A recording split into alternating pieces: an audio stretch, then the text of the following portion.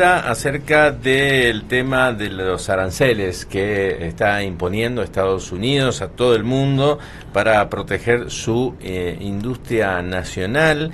Esta es la política que ha implementado Donald Trump desde que asumió el gobierno y, por supuesto, las economías regionales argentinas están expectantes por esta situación.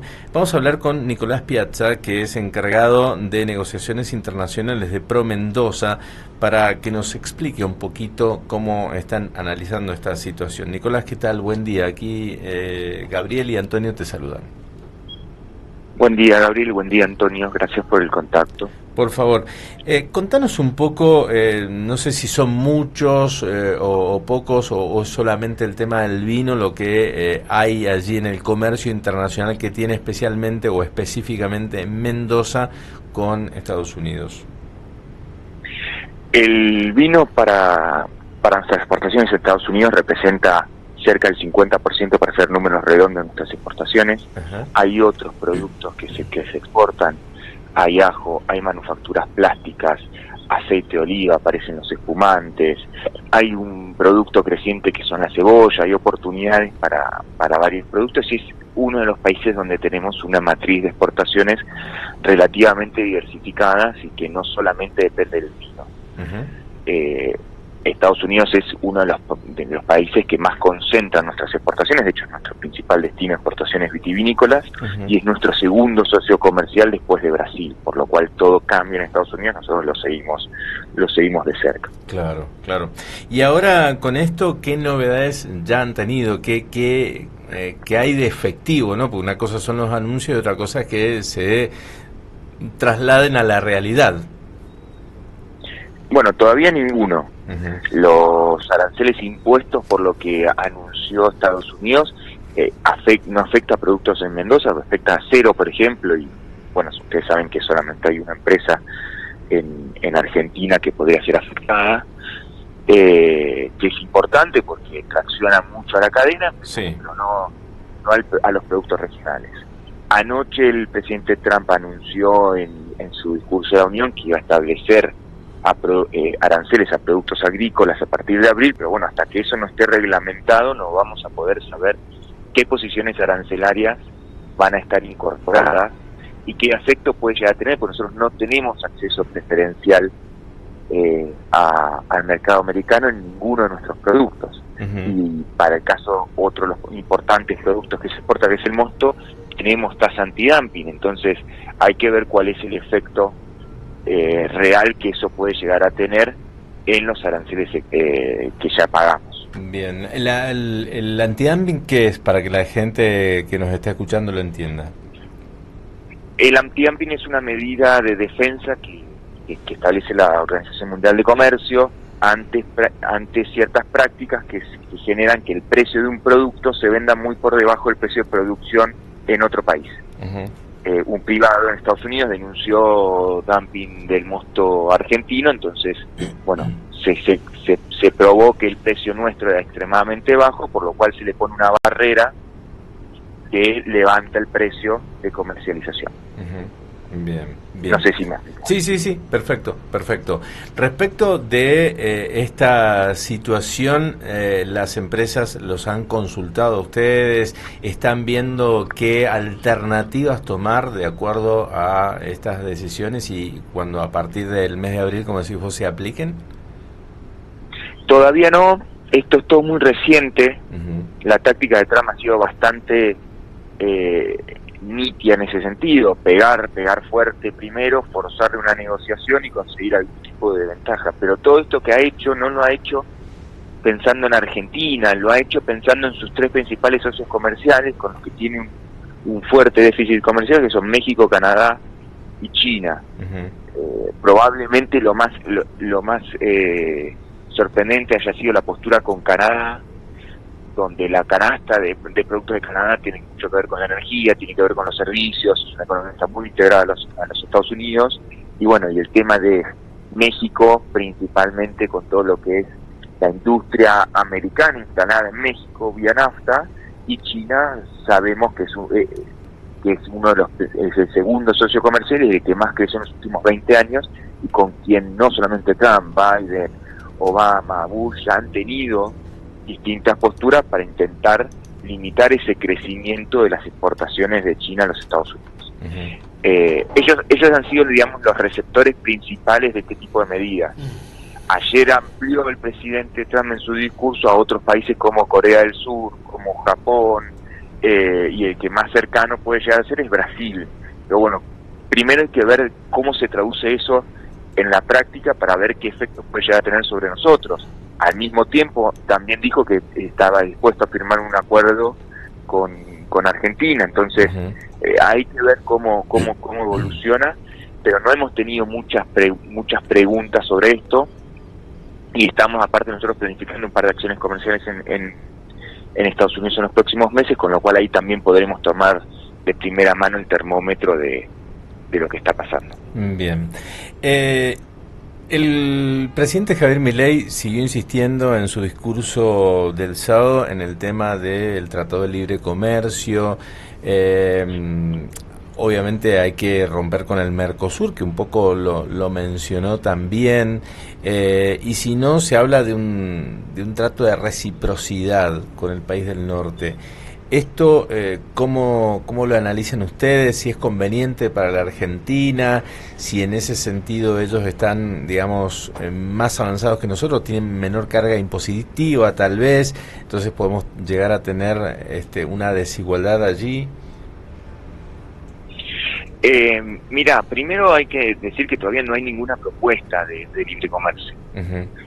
Argentina negocia dentro del Mercosur, con lo cual, en principio, Argentina se tiene que sentar con sus socios del Mercosur para negociar cualquier tratado de libre comercio, porque no lo puede hacer solo, y el acuerdo de Asunción tiene jerarquía constitucional, con lo cual romper el Mercosur implica que tiene que pasar por el Congreso, y el Congreso con mayorías calificadas tiene que aprobarlo.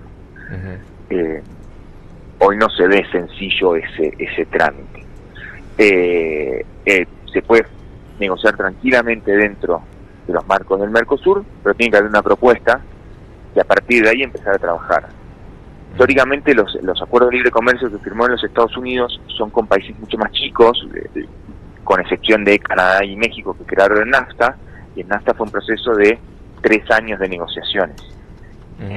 Entonces, ningún tratado de libre comercio se puede firmar en menos de un mes. Si uno firma en menos de un mes va a cometer errores, porque básicamente hay que negociar producto por producto, arancel por arancel, y eso solamente es un capítulo, que es el capítulo bienes. Después hay capítulo servicios, hay capítulo compras públicas, hay capítulo de indicaciones geográficas, de servicios. O sea, este tipo de acuerdos de libre comercio suelen ser bastante más complejos para negociar, y es muy poco probable que en el cortísimo plazo se pueda realizar. Bien. Más si se quiere poner el 100% de nuestra canasta exportadora. Claro. Respecto a los impactos, bueno, eso también hay que ver producto por producto, región por región. Nuestro análisis de ingresos es que Mendoza sería una de las grandes beneficiarias, donde obviamente nuestros productos agroindustriales tendrían un desarrollo mucho más grande. Al vino se le sacaría algunas restricciones para competir con otros como Chile, que entra al 0, o Australia, que entra al 0. Se nos pondría en igualdad de condiciones y se esperaría un impulso un poco más grande, porque básicamente bajaría el precio de nuestros productos. Bien. Hay que ver cómo se comporta la industria, y la principal diferencia que uno tiene con los Estados Unidos, más allá de la carga tributaria, tiene que ver con las competitividades, tiene que ver con el acceso al crédito. O sea, hay formas dentro de los acuerdos de libre comercio para proteger ese desarrollo menor que en este caso tendrían los países del Mercosur. Eso es lo que se negoció, por ejemplo, con la Unión Europea. Claro. La Unión Europea, todas las posiciones tienen tiempos más largos para que las industrias del Mercosur se adapten a la competitividad europea, para que se adapten a las calidades y a las normativas y a los estándares internacionales que manejan los europeos, que son mayores a los nuestros. Y entonces nosotros desgravamos nuestros aranceles en todas las posiciones industriales a 15 años desde el momento que entra en vigencia, claro, que todavía no está en vigencia. Bueno, eso se puede hacer. Bien, y ante esta situación, por ejemplo, si se diera un tratado de libre comercio, también incluye el tema inversiones, de poder atraer, digamos, inversiones al sector minero, que Mendoza está trabajando fuerte, al sector petrolero en la zona Vaca Muerta de Mendoza. ¿Mejora las condiciones de acceso? Sí. O sea, piensen que hoy Argentina tiene leyes de promoción de las inversiones empezando por el RIGI y con el régimen minero de la época de Menem, que les da condiciones ya beneficiosas a las empresas extranjeras para invertir en la actividad. El acuerdo de libre comercio después lo que suele darle es tratamiento local a las empresas extranjeras, que significa que la ley no puede dar un tratamiento distinto a la empresa nacional, a la empresa extranjera que es básicamente con el país con el que yo firmé. Eso se puede hacer sin libre comercio también, que llaman acuerdos de promoción de las inversiones y protección recíproca de inversiones, como el que se firmó en la época de Macri, que se ratificó el año pasado con Emiratos Árabes Unidos, que le brinda seguridad jurídica a la inversión. Pero también hay capítulo inversiones, hay capítulo compras públicas. O sea, los nuevos tratados de libre comercio son muy amplios, claro, tienen muchos capítulos, claro, y engloban gran parte de lo que son las relaciones económicas entre los países. Excelente. Ahora, también para amortiguar el golpe del tema de los aranceles y bueno, y todo lo que mencionaste anteriormente, la alternativa es también buscar otros mercados, buscar nuevos mercados, intensificar, por ejemplo, el comercio con China o con otros grandes compradores de Mendoza. Ahí hay una diferencia entre lo que uno puede hacer con un commodity o con un bien ya de mayor calidad como es el vino. El commodity voy a la bolsa y lo puedo comercializar. Cuando China dejó de comprarnos aceite de soja, se abrió India y se pudo sustituir. Claro. No es tan sencillo con productos de mayor calidad, porque muchas veces esos productos están adaptados al paladar de aquel que me lo está consumiendo. No necesariamente es el mismo vino que yo vendo en China al que yo vendo en los Estados Unidos, claro, claro, o al que vendo en Europa. Entonces, claro, la construcción de relaciones comerciales es a más largo plazo. Obviamente hay muchos más jugadores, el vino debe ser una de las actividades con mayor jugadores a nivel global y que está menos concentrada. Si uno ve la cerveza, son tres grandes jugadores. Sí. Si uno ve el vino, no hay ninguna empresa que maneje más del 5% del mercado mundial. Entonces es mucho más complicado decir, bueno, si me cierra Estados Unidos, me voy a vender a India. Claro. No es tan fácil saltar. Entonces cuidar las relaciones comerciales, cuidar a los socios, es lo que ha llevado a muchas bodegas en los años donde nos ha ido mal. No sé, pienso 2013, 2014, 2021, 2022, que fueron años malos para las exportaciones, exportar a pérdida. Porque tengo que cuidar a mi cliente, porque no es tan fácil desarrollar los nuevos, más con las condiciones macro. Entonces, si yo le tengo que encima pedir a mi cliente que me adelante todo el pago porque no puedo girar divisas, pues no puedo vender a consigna, complica mucho más la comercialización. Bueno, a medida que el reordenamiento macro vaya cambiando y eso se vaya mejorando, vamos a tener más herramientas comerciales para diversificar. Claro. Nosotros sí estamos buscando, obviamente, diversificar mercados. Hoy tenemos nuestro foco puesto en profundizar Reino Unido, que es uno de los mercados que más creció en los últimos 10 años y que tiene más potencialidades en crecer. Europa del Este es uno de los mercados también potenciales. Vamos a tener un evento muy grande en octubre con 80 compradores internacionales, de los cuales el 20% van a venir de mercados no tradicionales de Asia, para seguir explorando Asia más allá de China. Y bueno, todo eso se está haciendo, pero eso son construcciones a mediano y largo plazo. Claro. Sí, lleva mucho tiempo, como decías, Así es que, bueno, pero está bueno que se vaya viendo también más alternativas y expandir el comercio exterior. Realmente es interesante. Bueno, te agradecemos muchísimo. Vamos a quedar a la espera, ¿no? Porque esto está todavía como construyéndose y bueno, pero las empresas de Mendoza están como en alerta, me imagino, ¿no? Ante todo esto. Sí, todo movimiento grande a escala internacional obviamente pone en alerta, así como fue la pandemia en su momento que cambió la lógica de la logística internacional. Sí. Bueno, todos estos movimientos no le hacen bien al comercio internacional porque básicamente uno necesita más estabilidad para poder moverse. Bueno, me mando ahora y ¿qué pasa? Entonces, bueno, mientras más inestabilidad haya, más difícil va a ser conseguir nuevos clientes, ampliar nuevos países, desarrollar nuevas negociaciones. Entonces, bueno, esto obviamente hay que seguirlo, hay que analizarlo y hay que y luego, una vez que estén tomadas las decisiones, hay que ver cómo uno se adapta a la nueva realidad. Sí, y me imagino que también como reacciona Argentina o Mendoza en ese sentido, también todos los países que se ven afectados por estas medidas también van a reaccionar. Entonces hay que ver también eso, ¿no?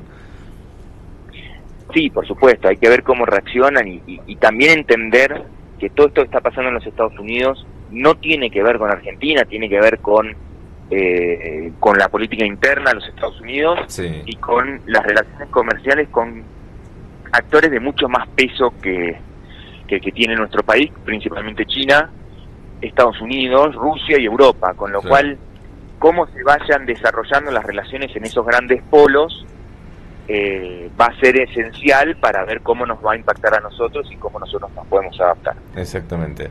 Bien, te agradecemos muchísimo la charla, el contacto y poder estar atentos ante esto, a ver qué sucede. Muchas gracias, Nicolás. No, gracias a usted, estamos a disposición. Dale, gracias, hasta luego. Nicolás Piazza es encargado de negociaciones internacionales de Pro Mendoza, muy claro toda la explicación que nos dio. Todavía no hay de qué preocuparse, porque todavía no está en concreto la medida, ni cómo va a ser, ni nada, ningún detalle. Solamente hay grandes anuncios y, como decía, hay veces que Trump amenaza con mucho para después terminar negociando. Vaya a saber qué salga de la negociación, porque él tiene un cierto aprecio por el presidente, pero como decíamos aquí al principio también, tenemos como un amigo, pero que después te cobra las cosas, ¿viste? Entonces, bueno, vamos a ver en qué termina. Mientras tanto, las empresas mendocinas ya están abriendo el paraguas, como quien dice, están viendo alternativas de cómo hacer, etcétera, etcétera. Así que está todo ahí activo como para poder amortiguar ese golpe.